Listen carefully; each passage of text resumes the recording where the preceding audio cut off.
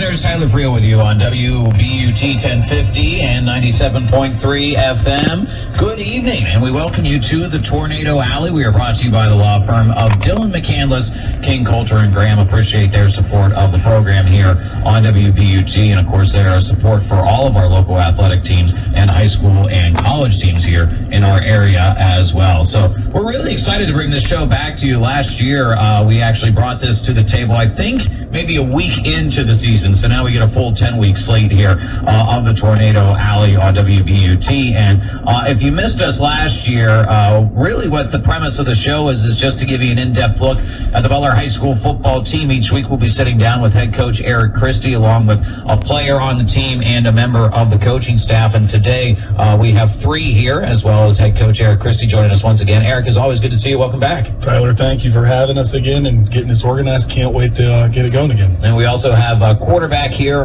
for the Golden Tornado, Alec Teff. Alec, good to see you again. Thanks for having me. And then we also have offensive coordinator Jason Butler. Jason, good to talk to you again as well. Yeah, good to be back. So we're going to be going through not only the upcoming game against Shaler, but also just talking a little bit about this season, Eric. And that's, I guess, where we'll start, because it was an interesting offseason for you guys as this season developed, opting to go with the independent schedule. But as you go through the football aspect of it, getting the guys on the field, working through those offseason workouts, getting into where we are now just a day away from actual game time, where are you guys at right now, and how are you feeling about the team? Yeah, you're right. It was an interesting off season with what you're looking forward and, who's coming in and where we're going and how we find 10-game schedule, which is great this year. We know when we're going to play each week, who they are. We know there's no playoff option for us this year, so we've really pushed the idea of like, hey, every week is a playoff game for us, starting with tomorrow night. And it's nice to start at home with Shaler, opponent that we are familiar with, seen them lots the last couple years, and we've been on the winning end of those sometimes and the losing end of those sometimes. So we want to be coming out on top this week. But the team, getting them together in the offseason, they were great from the start. We really pushed a lot of stuff back in January. We started working them out in the Family Sports Center on Wednesday nights and had a pretty good turnout to there and carried that into the weight room. We brought in Jason Jerome and Vinny Bernaluzzi from the Penguins, and they did a great job. Jason ran the NHL draft, so having them come in and work with our weight room and kind of revamp some things. So we did a lot of strength stuff before and didn't really get on the mobility stuff, and that's something they've adjusted and got us into some more flexibility, mobility ideas with our players.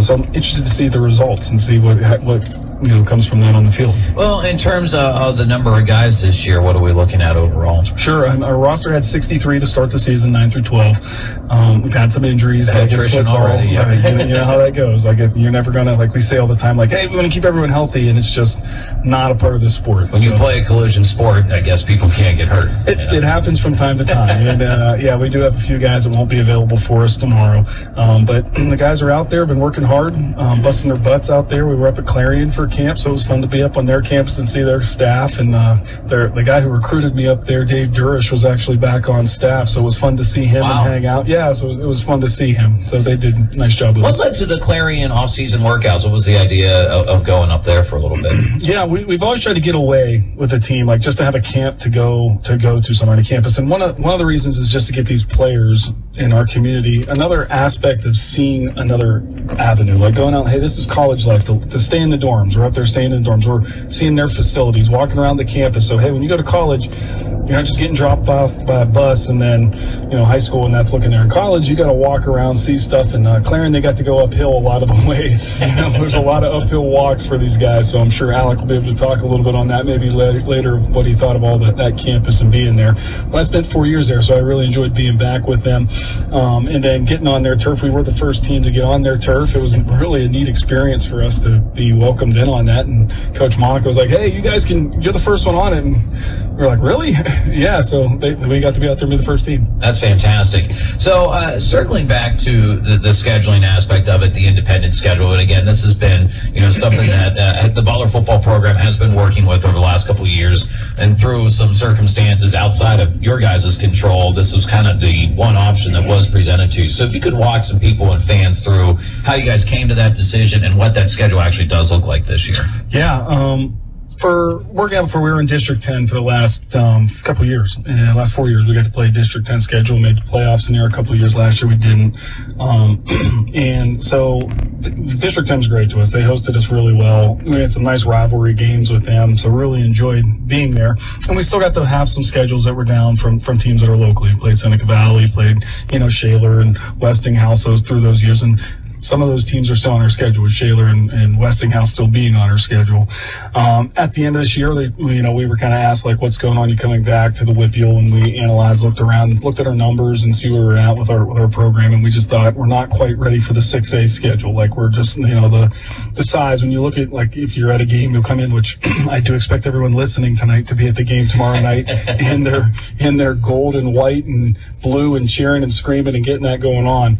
But we just look. We got to continue to build and grow our program, and hopefully we'll be ready to go back and get in the trenches with the Seneca Valleys, the Pine Richlands, they're 5A, but getting in with Central Catholic and North Alleghenies, who are always in that state championship run. And that's, I think, is something that any fan of WBUT football looks at 6A and identifies just how big of a challenge it is. I mean, despite how many teams have been in it over the last couple of years, it's just a, Central Catholic, North Allegheny party. And I think it's understandable for, a lot of people looking at that going, okay, I hate to be like of this attitude, but what's the fun of it? You know what I mean? Like, if it's a crash course between two teams, and I think it's something that a lot of fans of football have talked about. Sure.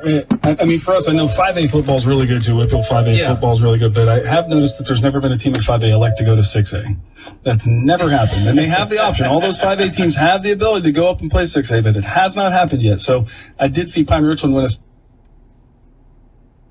I did see that happen. So, the state Title I level and dropping down, that's interesting. Yeah. It tells you what 6A football is like in the gauntlet you're going to run and what's there. So, yeah, I mean, the ultimate goal for our program is to get back there and be competitive. That's what we want to do, and that's our goal. And we're going to keep trying to achieve it. We're trying to grow our youth program. We're trying to get our junior high program on the right track, our weight room, the kids in our community coming out, grabbing kids from other sports that are playing that maybe aren't fall sports but are spring and winter sports that they'll come in and play. So I'm going to grab every athlete. If you know an athlete in Butler that's not playing football in the fall, we should talk to them and be like, why aren't you? What's going on? What's happened? We're going to grab them, get Alec some more weapons around here. Well, and this is, was very difficult games at times, but you guys, I mean, last year, especially at the quarterback position, dealing with a number of injuries, and there's very few teams out there that can withstand the number of injuries that you guys had at that spot. But the program has been heading in the right direction over the last couple of years. So as you have that bit of a down year last year, what's been your message to the guys to try to get them back on this rebound and say, hey, we can come back from a little bit of the adversity that we had last year? Yeah, the wild part with the group we have this year is most of them weren't starting last year. I think we only returned 2 or 3 starters each side of the ball. So a lot of times you see that as something like, oh, you don't have a lot of starters back. Okay, but we had guys who, we went 2-8 last year. So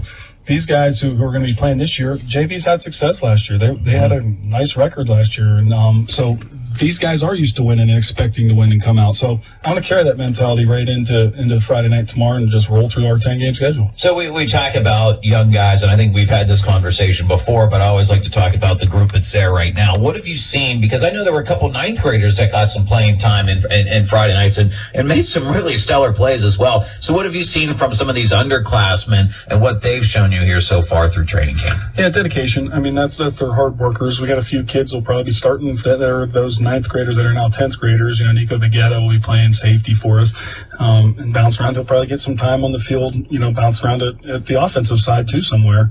Jay Collinger is a fullback and an outside linebacker who's a sophomore who's getting some playing time, and he's setting the edge, so he's there. Those guys lift, and they're nice weight room guys. I mean, I think those two might be some of our strongest guys on our team as sophomores. So that's exciting moving forward. And they have freshman experience now moving to sophomores. So they still have 3 more years to put these pads on.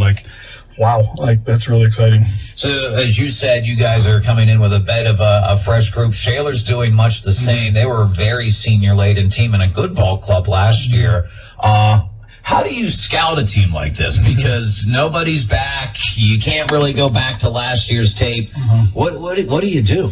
Yeah, I mean, you try to find exactly what their base is and then what they're trying to do with the new group and what they have.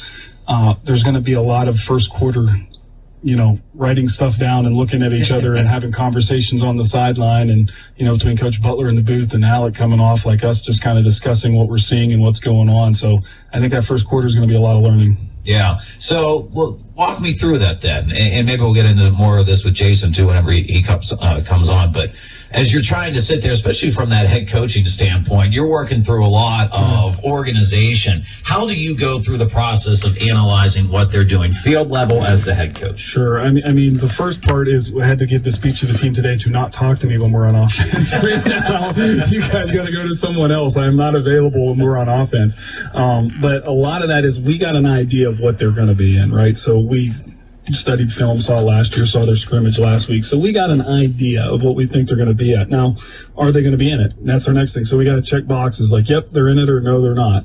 And if they're in what we think, then we got a game plan ready to roll. If they're not, then we got to make the adjustments and make them on the fly and be able to go. Can you go back to some of the JV game? I mean, did you guys play Shaler and JV last year? Can you use that as a resource, or is that just such a apples and orange comparison? No, it's a base. Usually JVs run their base, right? And then that gets into they have the same coordinators, they call them the same things, and trying to collect that data from them. And I think the only data we got is Coach Shaw, who used to be with us as a principal down there now, but I don't think he's going to give us any details on anything, because he's probably going to be loyal to where he's at now. But I wish he would call me up and give me some details. That would be nice.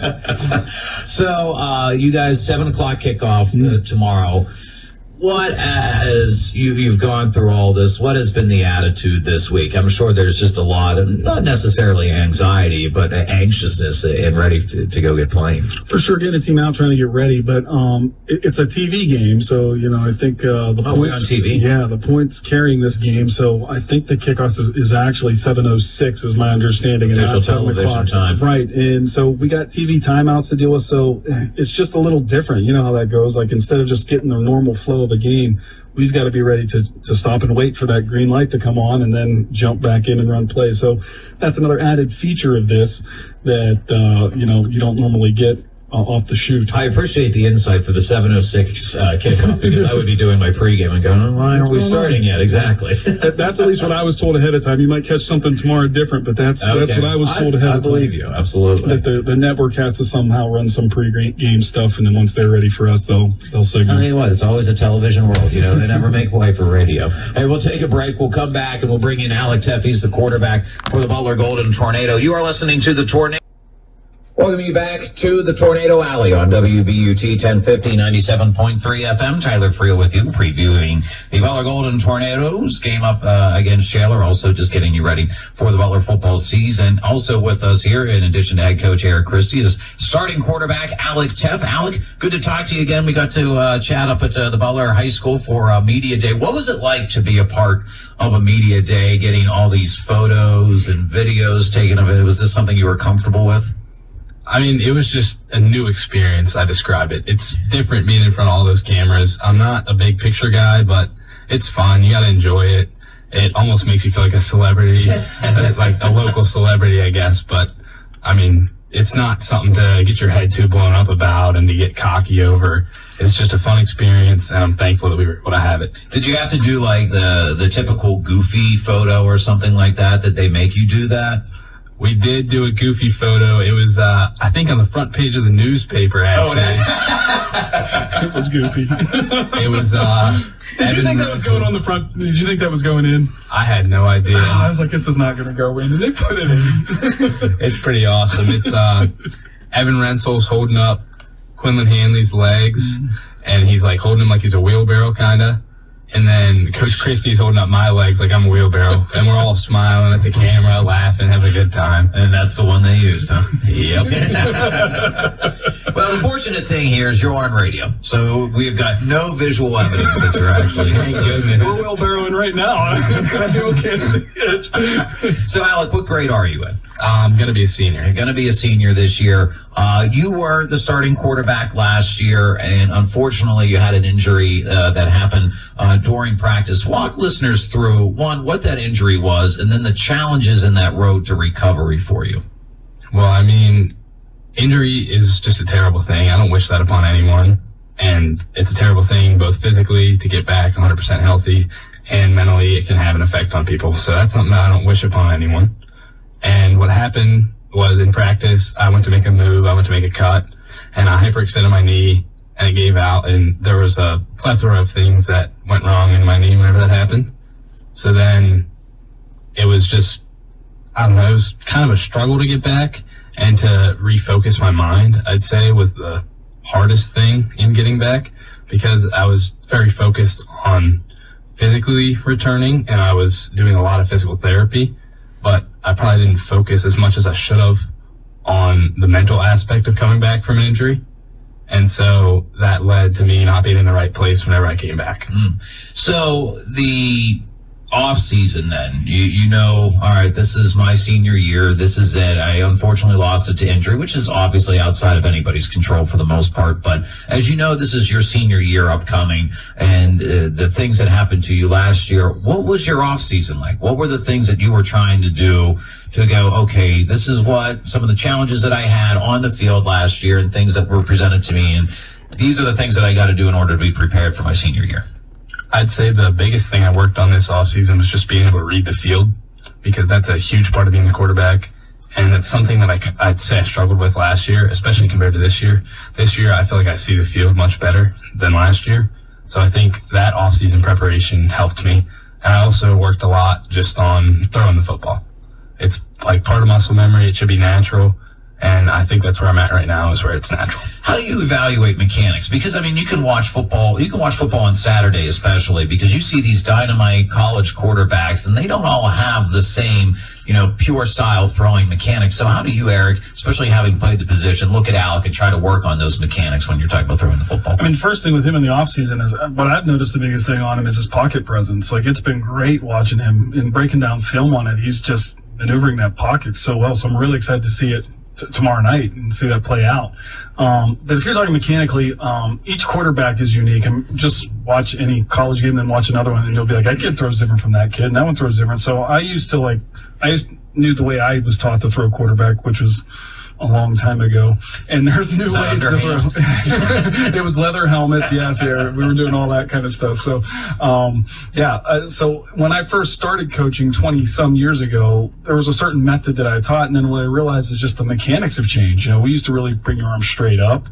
They used to teach you, like, at your ear, hold the ball, and at your neck, and you can go over there, and people flip out, and coaches, I remember my coaches losing their mind, they can't get their roll. That's all different now. The mechanics, like, they're holding the ball lower, they're flaring back farther, and, like, raking leaves, and coming up with an elbow, throwing it like a javelin. So to be honest with you, I let a kid kind of do his natural throwing motion, and then if there's an issue with it, talk through it. Alec's done a great job of working with Mike McMahon and doing some different strategies and techniques with it, and it's worked for him. I mean, he's slinging the ball over the field. So it works for him, it works for me, so we move forward. So mechanic-wise, what have you been working on? What are, if somebody comes out tomorrow night and watches you throw, it may not be something super noticeable, what kind of the fine details of it, what have you been working on? I mean, one of the biggest things I've had to work on this offseason is whenever you're throwing a football, you step with I'm right-handed, so I step with my left foot. One of the biggest things I've been working on is trying to close that down and have it pointed closer to my target, because I tend to flare out and step too far to the left. So then whenever you do that, you have to adjust your arm angle, and it's exactly, you pull your arm down, but you kind of sidearm almost. And another thing that I've been working on is really closing my left shoulder and pointing it at the target, because if you do that, you get much more rotational force into it. And if you don't do that, you're throwing all arm. Yeah, Coach was talking about pocket presence, which is something that I feel is almost innate when it comes to the quarterback position. One of those things. It should be. Some people don't have it. Yeah, that's what I mean. Like, you either have it or you don't have it. So how do you do it? Because, I'm sure there's a lot. How many times do you watch, again, football on Saturday, 1, 2, and the guy's scrambling out of the pocket? How do you try to maintain a pocket presence? You don't want to focus on it in a game. So you're not watching the D-line. You keep your eyes downfield. You want to be able to feel the pressure. And I'd say the biggest thing that helped me this offseason in developing a pocket presence is just repping it. It's repping it on air. It's not with anybody else or with a rush. It's just repping the different steps and the different escapes and how you climb up into the pocket, when to escape the pocket. And that's just something, so it's become more natural and innate, like you said. Okay. I'm curious, you talked about reading defenses. This is another thing that, especially, somebody that's 17, 18 years old, whatever, there's a lot. I mean, you start to talk to quarterbacks, you listen to a Tom Brady podcast, and I have no idea what he's talking about 30 seconds into it. So reading a defense, give me a pre-snap read. You're out of a shotgun set. You're getting there. What are you looking at? So the first thing I like to look at is the safeties and the corners. The corners alignment will usually tell you if they're in man or zone, and you want to look and see if they have 1 or 2 high safeties. If the safeties are the whole way up, they're in cover 0 and they're probably going to send some heat. So that's one where you got to get it out quick. But there will usually be 1 or 2 high safeties, and then you want to see where they're aligned. So if there's 2 high, they'd either be running cover 2 or cover 4. If there's 1 high, it's either 1 or 3. And there's just different ways to attack every defense. So your go-to throw. Let's say you get that man coverage, and you're like, all right, I'm going to cook back here. What are you going with? A fade. Yeah. How far can we go? I mean, however far the receiver is.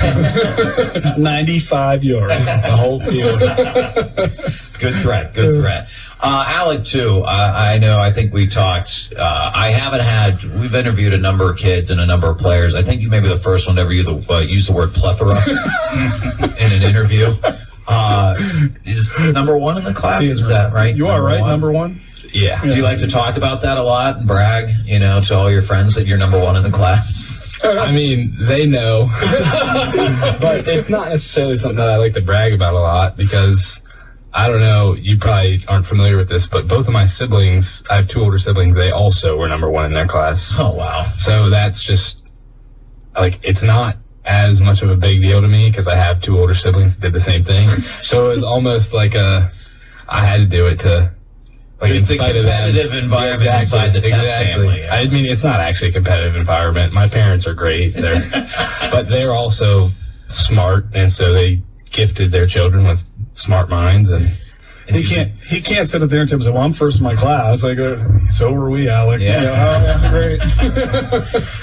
I know this sounds like a super dumb question, Coach, but what are the advantages to having a smart quarterback? I mean, advantages is the fact that you can tell him something, he's already processed it. So he's going into tomorrow night being the most ready quarterback that I can remember. Again, Max Schnorr was the all-time passer here, and he was just kind of a gunslinger that he didn't really have to study as much because he just kind of threw from the hip and ad-libbed and what stuff was going on, where Alec has processed it, thought about it, knows their coverages, know the guys, where they're going. So it's really nice. You can be like, hey, did you see that? And he'll be like, yeah, I saw it too. I saw what was going on. All right, good. Well, we can move forward then. Well, you talked about this Friday night. So let's say this first drive happens, and whenever we bring Coach Butler in, we can talk about this too. So first drive, you're out there reading defenses, everything's going on, you're processing. When you come back to the sideline, what's that conversation going to be looking like? What are you talking to your coaches? What are you talking to your offensive line about? Well, what the conversation will be is a touchdown celebration. Nicely That's done. the plan. Nicely done. But, we'll probably just be talking about what looks they gave us, what we think we'll have on the next series.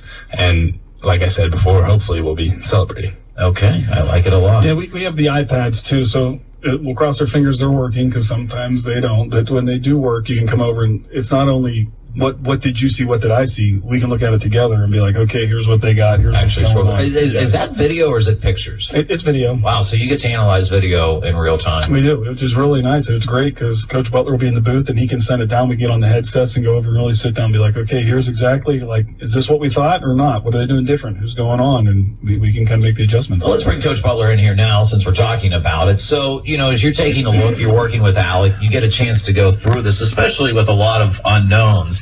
What are you looking at when you're trying to analyze that first series? We have Coach Chip McGuire. He's our run coordinator. So he's really watching the linemen, and relaying information, what's going on in the line. So, like Alec had said, looking at the safeties, looking at the corners. Did they give us the defense we thought we were going to get, or are they doing something different? Are we going to have to change things up?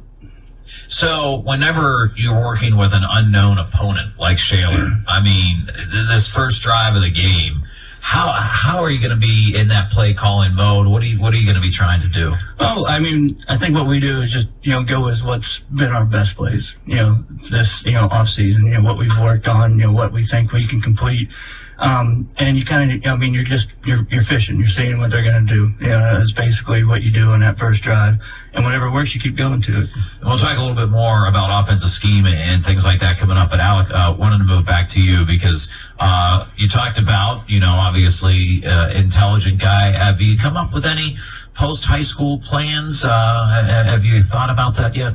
I'm sure you've thought about it, but have you come to a decision on anything yet? I have not come to any decision, and I'm planning on going to college. That is the only real decision I've made.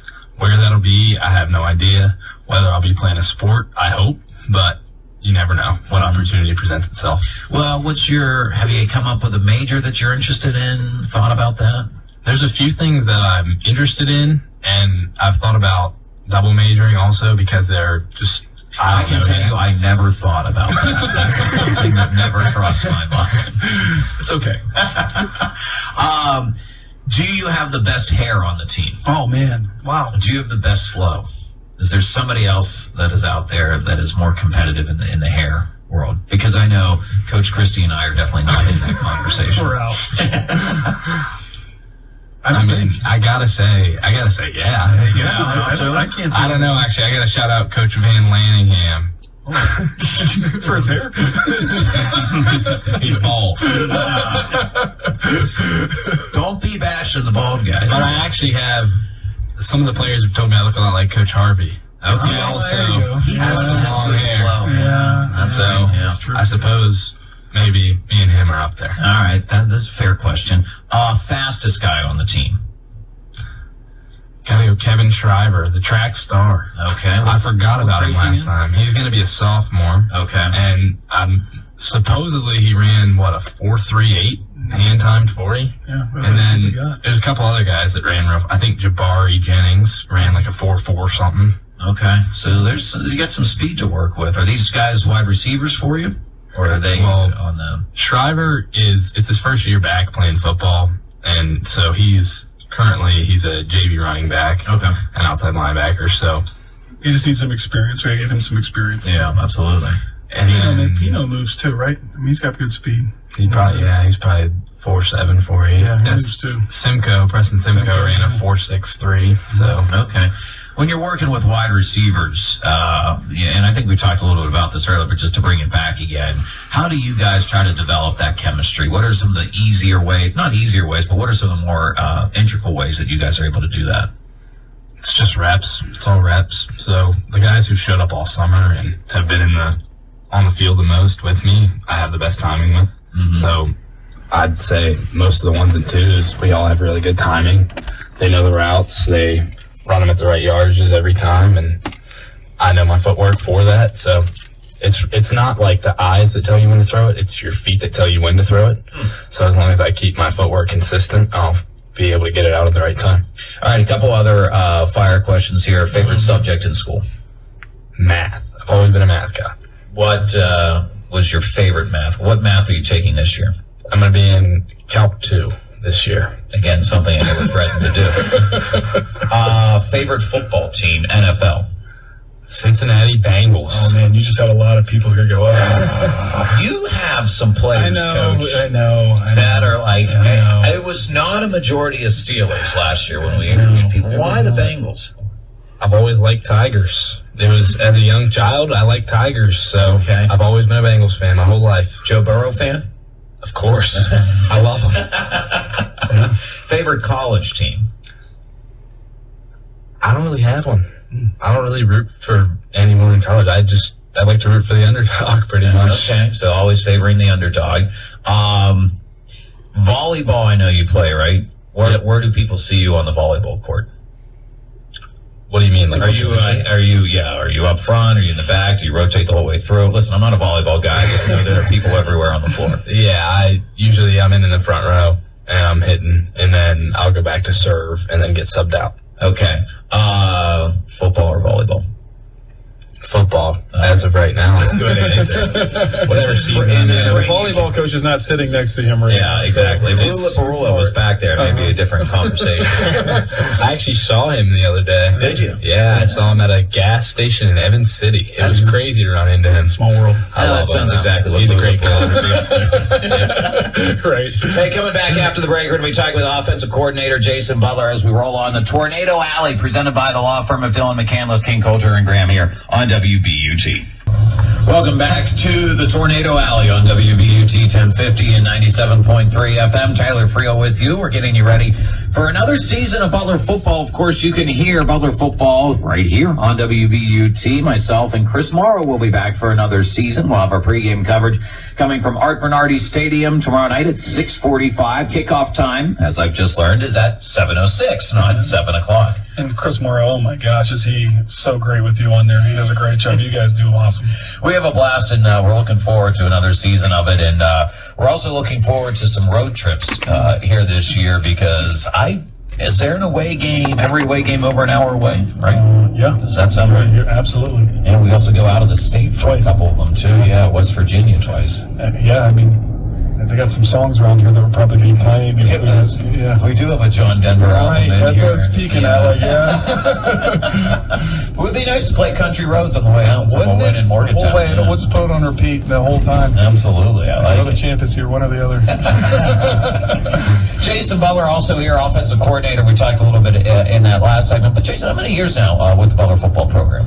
Well, I started out in midgets over 10 or 11 years ago, and I've been up here with the varsity program for 5 years. This will be my 5th year. Okay, and then how many years Colin plays as offense coordinator? This will be my 3rd year. A 3rd year. All right. What have you learned over the course of that time? Colin played. It's a lot different.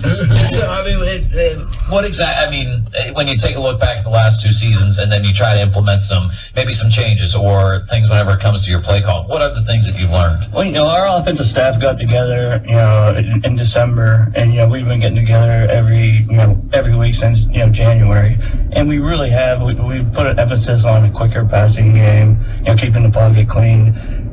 One thing that we really did was we wanted to be great at a few plays instead of good at a lot of plays.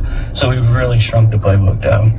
How do you think the guys have responded to that? In terms of just trying to master, like you said, almost as simple instead of taking it all the Well, like Alec had said, the guys have really committed and shown up, and the ones that have been here, since January, have really started to get it down. Like, some of the pass plays, I'm sure they get super bored of running, but we run them every day and we drill them every day because, like I said, we want to be great at that play, not just good at it. Master the boring. Yep. Yeah.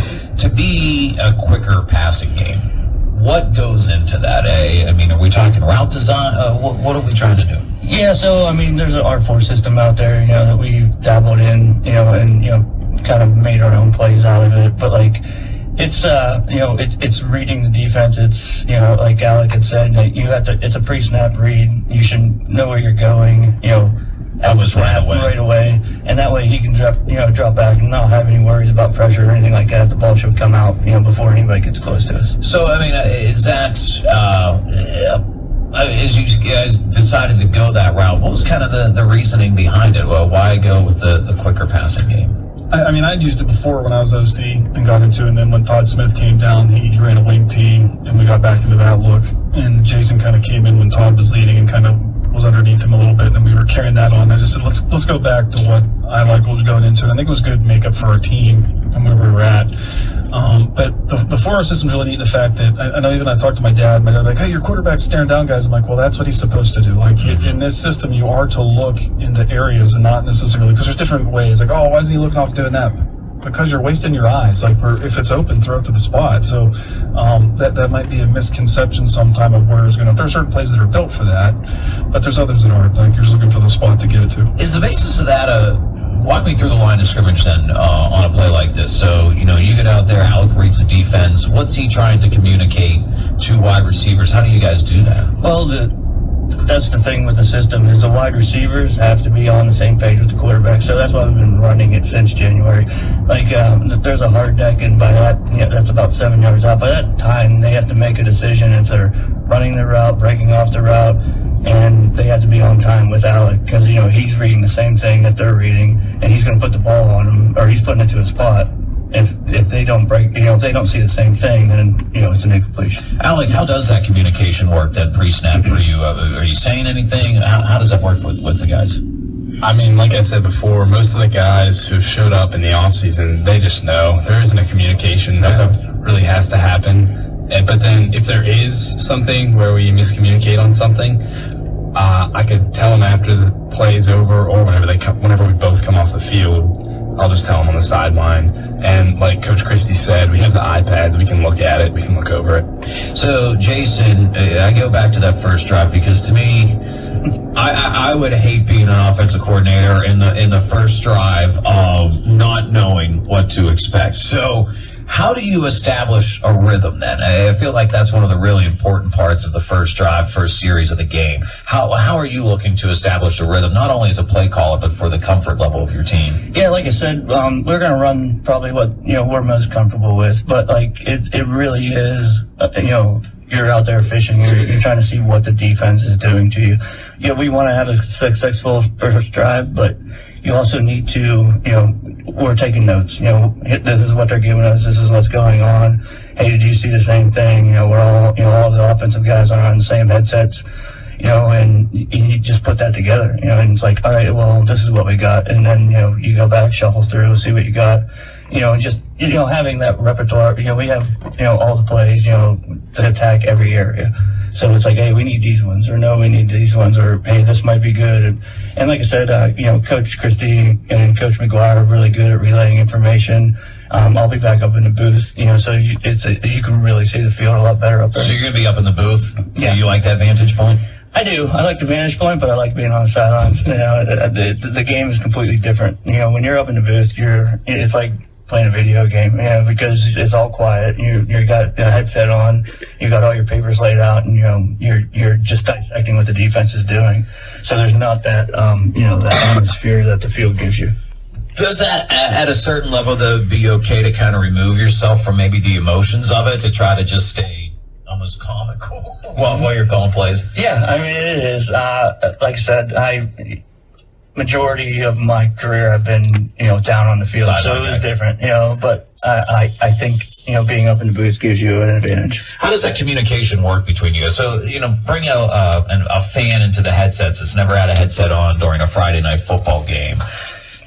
Cleanly, FCC policy, but what's that headset conversation like between you and your staff? Yeah, I mean, we got the whole offensive staff on headsets, so we're able to communicate, get stuff back together and what we're seeing. And each guy has to watch a different area. You got 11 guys out there, so we need 11 guys doing the right thing for it to work. Again, last week I thought in our scrimmage we did a nice job of 10 guys being on the same page. We were just missing the one, and it wasn't always the same one. It was a different one. So we need to clear that up, clean that up as a staff. And us, the sooner we recognize it and know it, we can. Because the mistake you get all the time in offense is, well, that play didn't work, go away from it. Well, why didn't it work? Mm-hmm. Is it something they did or is it something we did? And if it's something we did, we got to correct it. And that play might still be there. We got to go back to it if we can get the right person in the right place. So the communication in the headset is, hey, what's going on?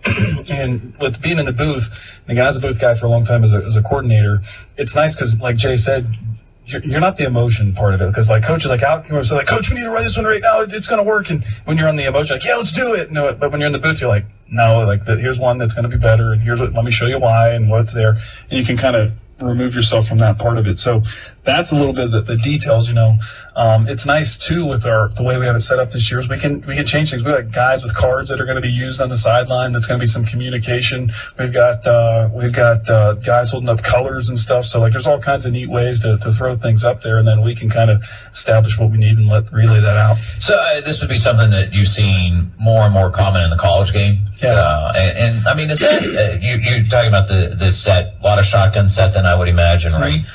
Not the air raid offense, but is it kind of similar in that same vein? Yeah, if you're going to put it in one, that'd be a nice one to put. Air raid's a nice offense. I really enjoy seeing them, and yeah, there's elements of that to this. Okay.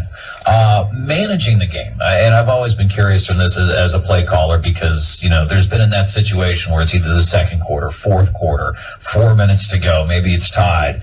How do you guys communicate when you're talking about managing the game, evaluating when it makes sense to run, when it makes sense to pass?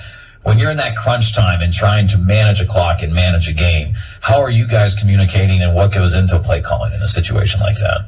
I would think it'd go way before. Like, it starts, like, that's already been prepped a little bit. We're thinking through it. I mean, there's practice time where we want to run 4-minute drill, which is where you're really trying to run it out. There's 2-minute drill when you want to get things going. So, like, that's already been prepped for us, and we kind of in the mindset of how we want to approach this, where we want to get into.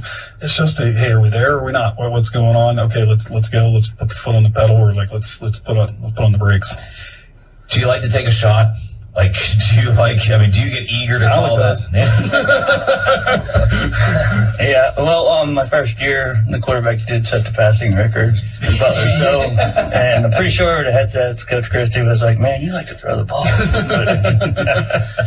But can you, when you're talking about running an offense like this, how do you, because to me, somebody that's out there looking at it going, all right, this is pass first. You've got 4. How does the run game factor into that? How do you try to set that tone and balance those two sides of it? I love to get the run game going early. It just opens up the pass, and, it gets you into the football game, physical, right in your face, running the ball. And then that opens up, the play action and everything else, for Alec in the passing game. Do you think that's kind of a myth, maybe, that when people watch this offense where it is 4 wide, running out of shotgun all the time, that it is something where people think that the run game is completely secondary? Yeah, I just think it gets into what's the specific runs. They're done for a purpose. Again, you can pass to run or run to pass, and you can go either way, and you can work them back and forth. And so whether you're using the pass to run or the run to pass, I think they can be, just depending on the game, what you're looking at. So, game tomorrow night, again, 7:06 kickoff time. Obviously winning is the intention here, but what are you hoping to see from your team tomorrow night? Yeah, I want to see composure, growth from a team. They're young, maturity taking place, and I want to see it in all facets of the game, not just offense, defense, but special teams as well, because neither team has run a special team live yet. We've done like scrimmage, we ran up and ran down. There's nothing there. And then again, when you're going to get your scout team, it's not another opponent with their best players out there. So I want to see our guys fundamentally sound. I want to see our guys. We've had K-PEX counseling and consulting come in and talk to our players about breathing techniques, about the right way to handle themselves. So I want to see composure on our sideline. And again, you have to play with emotion. Like, there better be some emotion out there, some guys fired up, but understanding when they're having neutral mindset, when they're able to get focused in, and how they get back, and that they're relaying information to us so we can communicate. The more we all get along, from players to coaches interacting, and I'd love to see that kind of carry over into the stands. And like, see the players, the band, the cheerleaders, everyone's on board for a win on Friday night. Alec, how much are you looking forward to being out there Friday night, getting the football season back started again? There's been nothing else on my mind the last 2 weeks. Are you going to sleep tonight? I'm going to struggle to. Well, what is, and because there are some people that have never been out on that football field, have never been the starting quarterback, what goes through your mind when you're trying to evaluate that composure level? Will you get nervous before the game? What's going to be going through your mind? And it's going to be a beautiful night. I'm sure the crowd's going to be there. You're on TV. You got all these things factoring in for you. What's going to be going through your mind? A plethora of things. Yeah, plethora of things. I think the nerves are something that I'd like to keep in check. Last year, I was real nervous, but I think this year I'll do better at staying calm. I definitely noticed that in the scrimmage we had, I was much more composed compared to last year. Last year, I was real nervous even for the scrimmage. So I think I'll do a better job of keeping those in check. And it'll just be go out there, run the offense, and score touchdowns. Yeah. A lot of them, yeah, let's go. Jason, for you, you've been doing it for a while. Do you still get the nerves before game day? How does it factor in for you? Not in football. Football is one thing that just, I played for a long time. I played in college. It doesn't, it doesn't bother me. Yeah. It's just something that you're knowledgeable about, just doesn't get to me. Yeah. Eric, do you get nervous game day? I think everyone, you feel a little bit of butterfly coming on, but I don't necessarily, I live for those moments. Like, I don't want to just be one. I want not just let's put on national television. Like, I want let's get a whole big stage up here. Like, let's get these guys exposure. Let's get going on. Like, you only get one life, right? So you better use it up and not miss those opportunities when they come. Awesome stuff, guys. Again, thanks so much for coming down. We're going to be doing this all season long, the whole way through October. It's a fun schedule. There's going to be a lot of intriguing opponents on there, a lot of knowns and unknowns that are out there. Shaler, a familiar opponent, but Next week, too. Yeah. Next week, for sure, is at home. Yeah. So we go home, and then Meadville. the road trips are the closest away game. Right. Enjoy it. Enjoy it while you got it. Yeah. There's some good restaurants in Meadville, though, so There are. it's well worth the trip. It's actually a really cool stadium. I really like it. Kind of like sits in a neighborhood. It does. Just sits down and it's pretty quaint. Really neat. But that's way down the line. We got Shaler. We got Butler here this Friday night. Alec, thanks so much for stopping down. Good luck tomorrow. Thank you. Thanks for having me. And the same thing, Jason. Good luck tomorrow. Always appreciate talking with you. Thank you. Coach, good luck. Appreciate it, Tyler. Can't wait to see you. Tornado Alley brought to you by the law firm of Dylan McCandless, King, Coulter, and Graham. Again, we're doing this every Thursday night after the 6 o'clock news right here on WBUT 1050 AM and 97.3 FM. Our pregame coverage tomorrow begins at 6:45. Myself and Chris Morrow will have the call for you right here. And again, remember, you can listen to it on the air at 1050, 97.3 FM. Stream us at WBUT.com or download that WBUT mobile app as well. Enjoy the rest of your Thursday. We'll talk to you tomorrow.